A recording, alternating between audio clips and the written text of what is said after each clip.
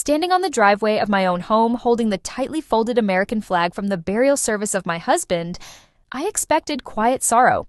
Instead, I returned to find my father-in-law, Arthur, directing movers as they carried my possessions onto a truck.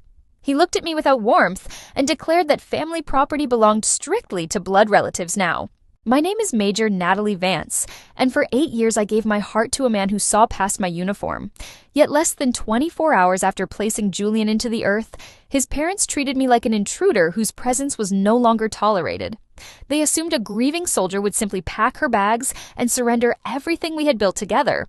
The disrespect was not new, because the Vance family had looked down on me from the moment Julian brought me home. Arthur was a wealthy businessman who measured people by legacy and status, while my own father had labored decades in a factory. At our very first formal dinner, his mother, Beatrice, treated my military service as an unrefined flaw, rather than an honorable career. Their quiet hostility only deepened as our wedding approached. Arthur summoned me to his private club to demand a legal agreement protecting their assets, claiming my military deployments made our marriage financially risky. Later, when I spent weeks hand-knitting a soft wool scarf for Beatrice as a holiday gift, she casually handed it to her housekeeper right in front of the entire family.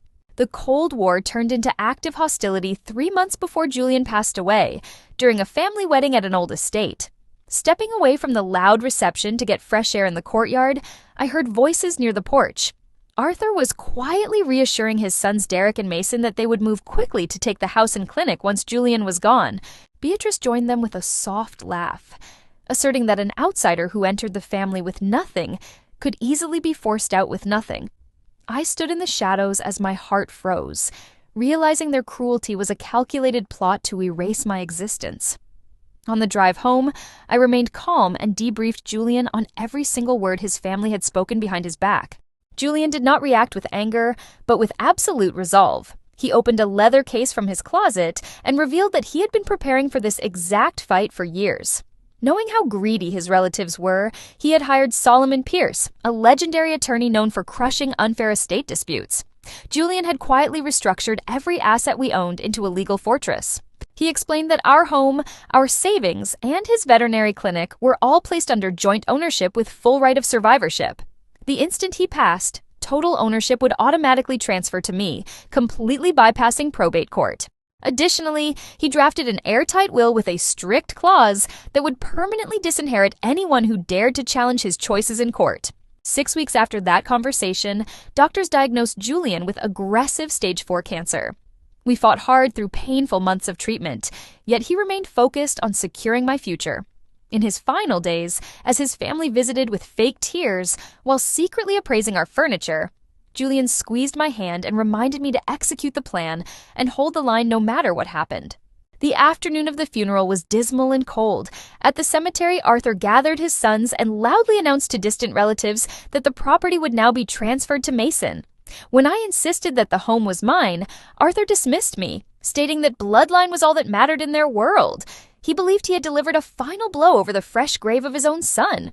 The next morning, I parked down the street and watched a massive moving truck back into my driveway. Derek was already inside, carrying out boxes in my favorite armchair while Arthur directed the crew. They had changed the door locks while I was away. Instead of shouting, I dialed Solomon Pierce, reported that the operation was active, and stepped out to block the driveway. Standing rigid with my arms crossed, I refused to move as Arthur demanded that I leave for trespassing. Moments later, a black luxury sedan pulled up behind the moving truck, blocking it entirely. Solomon Pierce stepped out, dressed impeccably and exuding total authority. He announced himself as legal counsel for the estate and warned them that they were currently committing felony trespass and theft. We moved the confrontation inside to the dining table where they had once looked down on me. Solomon opened his briefcase and laid out the legal deeds, proving that every property had immediately transferred to me upon the passing of my husband. He then presented the will, explaining the severe penalty clause that would strip them of every single inheritance right if they resisted. The final blow came when Solomon produced a sealed letter Julian had written specifically for this moment. Solomon put on his glasses and read the words aloud to the room. Julian documented every insult, every act of arrogance, and every moment of cruelty his family had inflicted upon me over 8 years, officially disowning them and commanding them to get out of my home.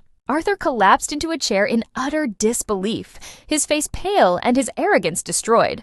Solomon ordered Derek and Mason to return every single box and piece of furniture to its original spot immediately.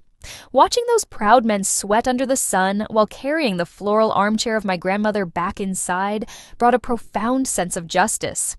The family left in total shame and defeat. Word of their cruelty spread rapidly through local social circles, completely destroying the family reputation. A week later, Arthur sent a letter containing a cashier check for $100,000 to buy my silence. I carried that check to the sink, set it on fire with a lighter, and mailed the ashes back to him in a sealed envelope to close that chapter forever. Instead of selling the clinic, I transformed it into a foundation providing free care for pets owned by military families. Months later, while cleaning out the office desk used by Julian, I found a final hidden note from him. He urged me not to live in grief, but to turn our fortress into a lighthouse that would bring hope, comfort, and strength to others who needed help. Today, standing on my porch as the morning sun rises over the quiet neighborhood, I feel deep peace. I held the line, protected the honor of our love, and built something meaningful on the ground we fought to defend. True legacy is never measured by bloodlines or wealth, but by the loyalty we show to those we love and the strength we find to stand up for justice.